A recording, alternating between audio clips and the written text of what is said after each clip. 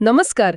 आज आपण एका अशा तंत्रज्ञानाबद्दल बोलणार आहोत ज्याची चर्चा सध्या सगळीकडेच सुरू आहे. आर्टिफिशियल इंटेलिजन्स म्हणजे AI आणि मशीन लर्निंग म्हणजे ML. हो, आणि विशेषतः वैद्यकीय क्षेत्रात काम करणाऱ्यांसाठी किंवा शिकणाऱ्यांसाठी हे विषय आता खूप महत्त्वाचे झाले आहेत, नाही का? अगदी. आपल्याकडे यावर आधारित काही सत्रांमधली माहिती आहे, काही लेख आहेत. तर आज आपलं उद्दिष्ट काय आहे की या AI आणि ML बद्दल जी काही हवा आहे ती थोडी बाजूला सारून ते खरंच कसं काम करतं हे समजून घेणं. बरोबर. आणि त्याचा आपल्या वैद्यकीय जगात नेमका अर्थ काय आहे हे पण बघूया. हो, कारण AI म्हटलं की लोकांना अजूनही काहीतरी खूप म्हणजे गूढ किंवा जादुई वाटतं. खरंय, पण त्याच्या मुळाशी खरं तर एक अगदी साधी गोष्ट आहे. पॅटर्न ओळखणं, नमुना ओळखणं. Pattern recognition. हो, आणि आपल्या माहितीनुसार हे तंत्रज्ञान कितीही पुढे गेलं असलं तरी विशेषतः आपल्या वैद्यकीय क्षेत्रात माणसाचं कौशल्य, त्याची नजर, ती अजूनही तितकीच महत्त्वाची आहे, किंबहुना जास्तच. अच्छा, याची सुरुवात एका ओळखीच्या उदाहरणाने करूया का, जे आपण सगळेच अनुभवतो. समजा आपण ऑनलाईन काहीतरी बघतोय, समजा एखादं शॉर्ट पाहिला, आपण फक्त क्लिक करतो आणि लगेच आपल्या आवडीचे दुसरे शॉर्ट्स दिसायला लागतात. अगदी साईज, रंग, अगदी कॉलरचा प्रकार सुद्धा. हो ना. हो, हे कसं काय होतं? हे पूर्णपणे पॅटर्न ट्रॅकिंग आहे. बघा, आपला एक क्लिक आहे ना, तो लाखो लोकांच्या खरेदीच्या सवयींचा जो प्रचंड मोठा डेटा आहे, त्या डेटामधल्या पॅटर्नशी जोडला जातो. सिस्टीम लगेच अंदाज बांधते की तुमच्या आवडीनुसार पुढची शक्यता काय असू शकते. अच्छा. आणि हेच मूलभूत तत्व वैद्यकीय क्षेत्रात पण लागू होतं. म्हणजे एक्स-रे किंवा MRI स्कॅनमधले अगदी सूक्ष्म बदल शोधणं असो. तिथेही पॅटर्न ओळखणंच आहे. हो, तिथेही हेच पॅटर्न ओळखण्याचं तंत्रज्ञान आहे. ओके, म्हणजे AIचा गाभा हा पॅटर्न ओळखण्यात आहे. मग AI आणि ML यात नेमका फरक काय आहे? कारण हे शब्द खूपदा एकत्र येतात. बरोबर आहे प्रश्न. सोप्या भाषेत सांगायचं झालं तर AI ही एक मोठी संकल्पना आहे. एक छत्री समजा. मानवी बुद्धीची नक्कल करणं हे तिचं मोठं ध्येय आहे. तर मशीन लर्निंग म्हणजे ML हे त्या छत्रीखालचं इंजिन आहे. अच्छा. ते कसं करायचं याचं उत्तर देतं. MLला काय आहे, शिकवावं लागतं, डेटा द्यावा लागतो, एखाद्या विद्यार्थ्यासारखं. त्याला मार्गदर्शन लागतं. हो. आणि महत्त्वाचं म्हणजे ते चुकांमधून शिकत जातं. थोडक्यात AI ध्येय आहे, तर ML तिथपर्यंत पोहोचायचा एक मार्ग, एक पद्धत. समजलं. AI ध्येय, ML पद्धत. छान सांगितलं. आता इथे एक इंटरेस्टिंग प्रश्न येतो माझ्या मनात. जर AI म्हणजे पॅटर्न ओळखणं, तर मग वैद्यकीय क्षेत्रात रेडिओलॉजीमध्ये याचा वापर इतक्या लवकर का सुरू झाला? म्हणजे बाकीच्या शाखांपेक्षा जास्त प्रभावीपणे? उत्तम प्रश्न आहे. याचं मुख्य कारण म्हणजे रेडिओलॉजीचं स्वरूप. हे क्षेत्र मोठ्या प्रमाणावर व्हिज्युअल पॅटर्नवर अवलंबून आहे. म्हणजे डिजिटल प्रतिमा, एक्स-रे, CT स्कॅन, MRI. हो, सगळीकडे इमेजेस असतात. अगदी. आणि यात आपण काय शोधत असतो? तर अगदी सूक्ष्म गोष्टी, केसा एवढं बारीक फ्रॅक्चर किंवा अगदी सुरुवातीच्या टप्प्यातली गाठ. तर हा जो डेटा आहे तो एकतर मोठ्या प्रमाणात उपलब्ध आहे आणि तो बऱ्यापैकी संरचित आहे, म्हणजे स्ट्रक्चर्ड आहे, डिजिटल स्वरूपात आहे. आणि त्याला लेबल पण लावलेलं असतं बऱ्याचदा, म्हणजे फ्रॅक्चर आहे किंवा नाही असं. बरोबर. त्याला निश्चित लेबल जोडलेलं असतं अनेकदा. त्यामुळे मशीनला शिकवणं सोपं जातं. आणि दुसरी बाजू अशी की मानवी डोळा हे काम उत्तम करतो, पण त्याला मर्यादा आहेत. थकवा येतो. हो ना. 100वा एक्स-रे बघताना कदाचित नजर काहीतरी चुकवू शकते. बरोबर. आणि इथेच AIचं सामर्थ्य दिसतं. ते थकत नाही, त्याला अशा लाखो प्रतिमांवर ट्रेनिंग दिलेलं असतं. त्यामुळे एका प्रतिमेचं स्कॅनिंग करून जे मानवी डोळ्याला सहज दिसणार नाही असं एखादं सूक्ष्म फ्रॅक्चर AI कदाचित जास्त सातत्याने शोधू शकतं. अरे वा. एका आपल्या स्रोतात उल्लेख पण आहे की काही AI मॉडेल्स एक्स-रेचा प्राथमिक अहवाल फक्त 30 सेकंदात देऊ शकतात. 30 सेकंदात. खरंच. हो, अर्थात अंतिम निर्णय हा डॉक्टरचाच असतो. पण हे एका विश्वासार्ह दुसऱ्या डोळ्यासारखं काम करतं. डॉक्टरांचा वेळ वाचतो. हे खरंच खूप प्रभावी आहे. आणि असं पॅटर्न मॅचिंग आपण इतरत्रही बघतोच की गुगल फोटोजमध्ये चेहरे ओळखून वर्गीकरण होतं. हो, कुटुंबातले सदस्य कोण, मित्र कोण हे ओळखतं ते. किंवा नेटफ्लिक्स आपल्याला आवडीचे सिनेमे सुचवतं. किंवा अगदी मोठमोठ्या कारखान्यांमध्ये मशीन कधी बिघडणारे याचा अंदाज लावणं. अगदी. किंवा बँकिंगमध्ये आर्थिक फसवणूक ओळखणं. या सगळ्याच्या मागे मोठ्या डेटा सेटमधले पॅटर्न शोधणंच आहे. आणि हे पॅटर्न वापरून मग सिस्टीम प्रत्येक वापरकर्त्याची एक तुम्ही म्हणाला तशी डिजिटल व्यक्तिरेखा तयार करते. हो, मशीन पर्सोना म्हणू शकतो आपण त्याला. जसं ऑनलाईन शॉपिंगमध्ये तुमच्या आवडीनिवडी नोंदवल्या जातात तसं. मग याच लॉजिकनी वैद्यकीय संदर्भात डॉक्टरांच्या कामाच्या पद्धतीचं पण विश्लेषण होऊ शकतं का? म्हणजे त्यांची निदान करण्याची स्टाईल वगैरे? हो, नक्कीच. बघा, एखादे डॉक्टर विशिष्ट प्रकारच्या टेस्ट्सवर जास्त भर देतात का? किंवा काही विशिष्ट औषधं ते सहसा टाळतात का? याचं जर सातत्यपूर्ण विश्लेषण केलं तर सिस्टीम त्यांची एक मशीन पर्सोना बनवू शकते. अच्छा. अर्थात हे सगळं त्या डॉक्टरच्या परवानगीने आणि गोपनीयतेचे सगळे नियम पाहूनच करावं लागतं. पण हे शक्य आहे. हे पण वर्तणुकीच्या पॅटर्नवरच आधारित आहे. ओके. हे सगळं पॅटर्न मॅचिंग आणि शिकणं हे शक्य होतं ते काही मूलभूत घटकांमुळे, बरोबर? अल्गोरिदम, मॉडेल आणि डेटा हे काय आहेत नक्की? सोपं आहे. अल्गोरिदम म्हणजे काय? तर एखादं काम करण्यासाठी मशीनने वापरायच्या ठरलेल्या पायऱ्या. जणू काही एखाद्या पदार्थाची रेसिपी. रेसिपी. मॉडेल म्हणजे ह्या रेसिपीवर आधारित पण एखाद्या विशिष्ट कामासाठी तयार केलेली शिकवलेली प्रणाली. म्हणजे समजा एक्सरेमधलं फ्रॅक्चर ओळखण्यासाठीचं मॉडेल. आणि डेटा? डेटा म्हणजे ह्या मॉडेलला शिकण्यासाठी लागणारे इंधन. म्हणजे प्रचंड प्रमाणात उदाहरणं. जितका जास्त आणि चांगला डेटा तितकं ते मॉडेल हुशार बनतं. ठीक आहे. मग हे मॉडेल शिकतं कसं? इथे त्या दोन संकल्पना येतात ना, पर्यवेक्षित म्हणजे सुपरवाइज्ड आणि अपर्यवेक्षित म्हणजे अनसुपरवाइज्ड लर्निंग. अगदी बरोबर. पर्यवेक्षित शिक्षण म्हणजे माणसाच्या मार्गदर्शनाखाली शिकणं. यात काय होतं? डेटाला आधीच लेबल लावलेलं असतं. म्हणजे उदाहरणार्थ हजारो एक्सरे प्रतिमा मशीनला दिल्या जातात आणि प्रत्येक प्रतिमेला आधीच सांगितलेलं असतं की यात फ्रॅक्चर आहे किंवा यात फ्रॅक्चर नाही. अच्छा. मग मॉडेल अंदाज लावतं. त्याची चूक झाली की माणूस ती सुधारतो. अरे, इथे फ्रॅक्चर आहे, तू नाही म्हणालास, असा फीडबॅक मिळतो. वैद्यकीय क्षेत्रासारख्या महत्त्वाच्या ठिकाणी ही पद्धत जास्त सुरक्षित मानली जाते, कारण मानवी तपासणी आणि नियंत्रण असतं त्यात. आणि अपर्यवेक्षित शिक्षण म्हणजे काय?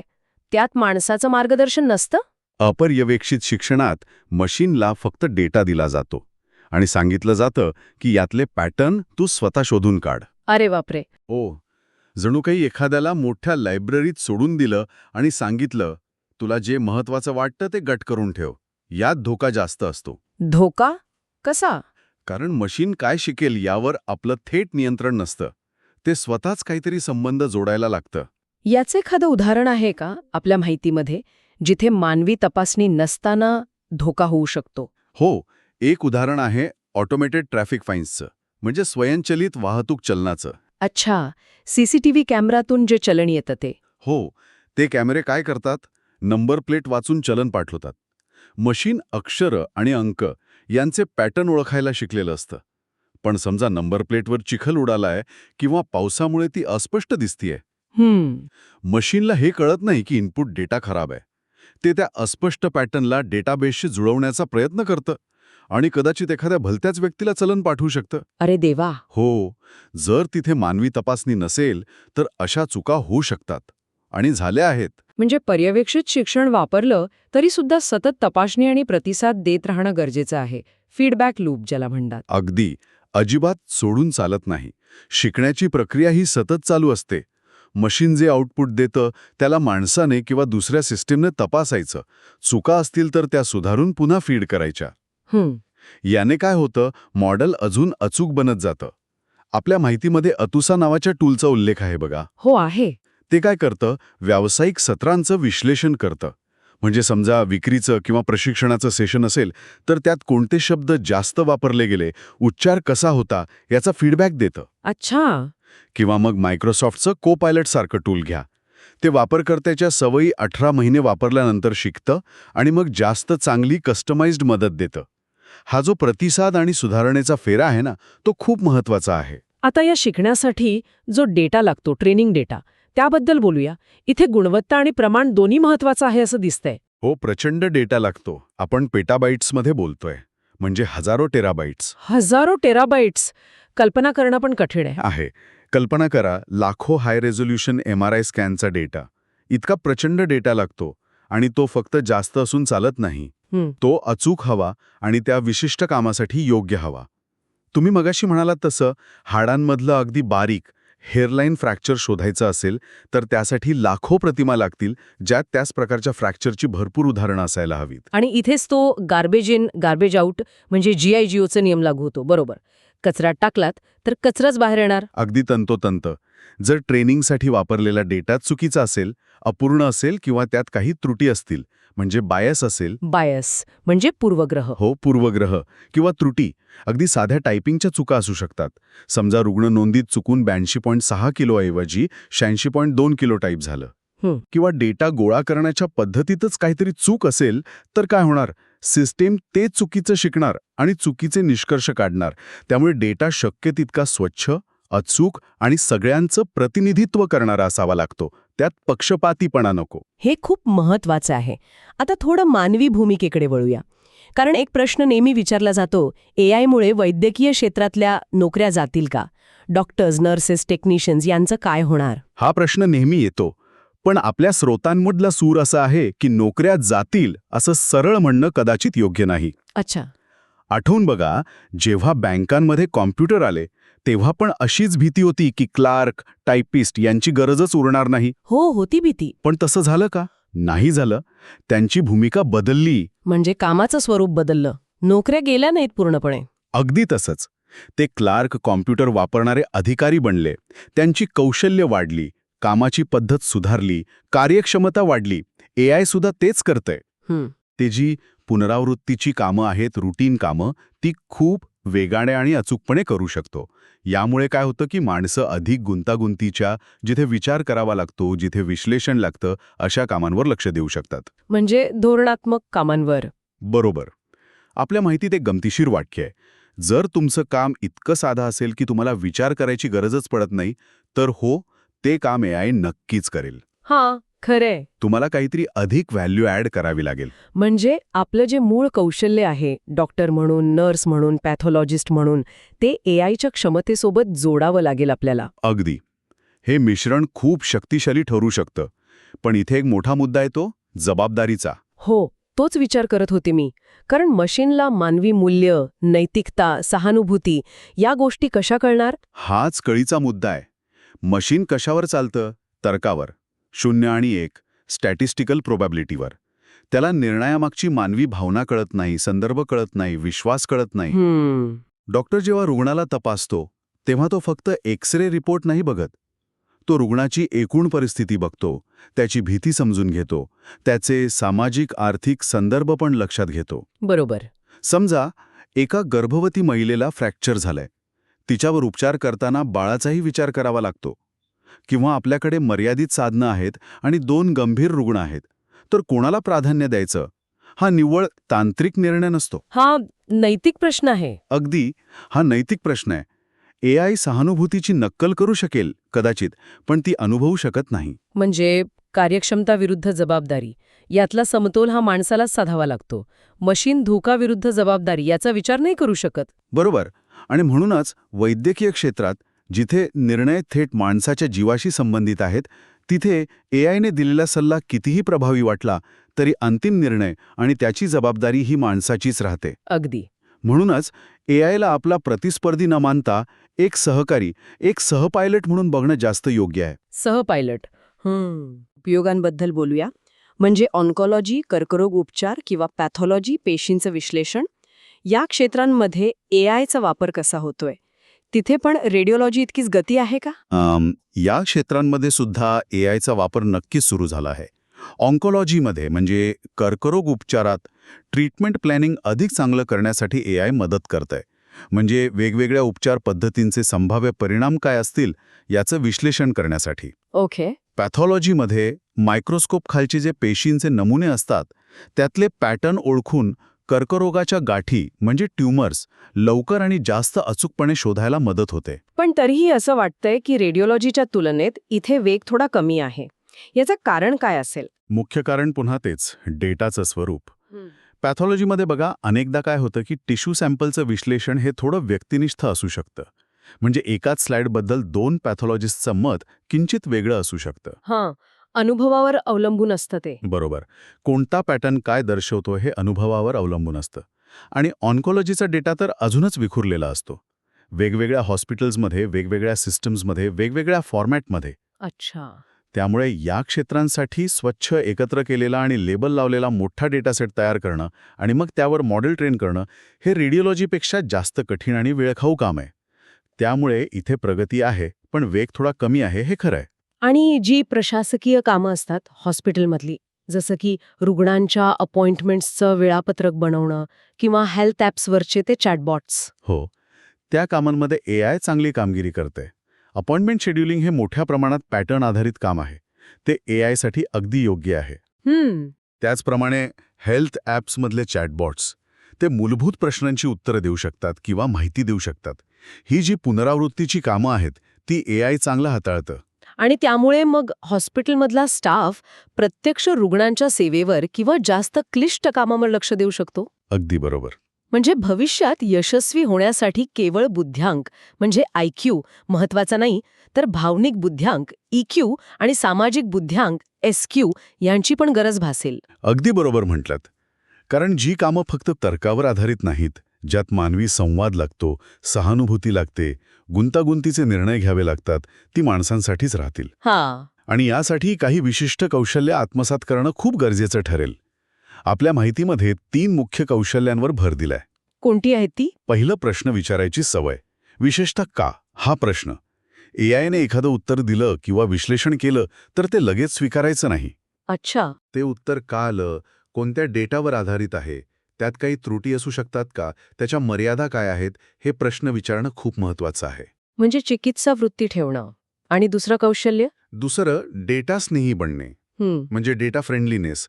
याचा अर्थ असा नाही की प्रत्येकाने कोडर किंवा डेटा सायंटिस्ट बनायला पाहिजे. पण डेटा कसा तयार होतो, तो कसा वाचायचा, कोणता डेटा विश्वासार्ह आहे आणि कोणता नाही, हे समजून घेणं आवश्यक आहे.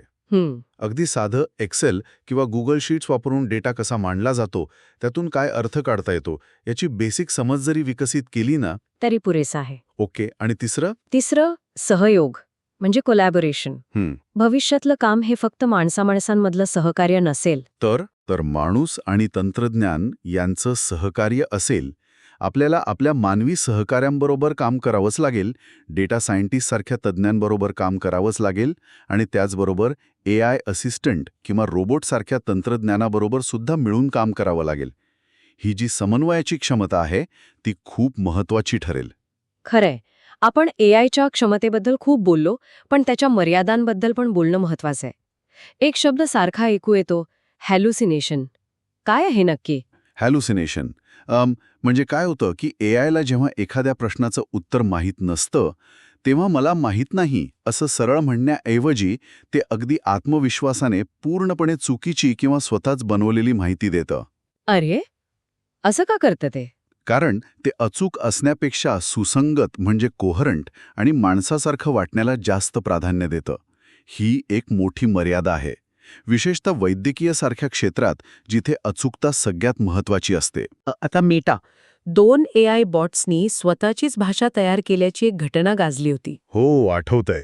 ती सुद्धा एका धोक्याची सूचना होती का?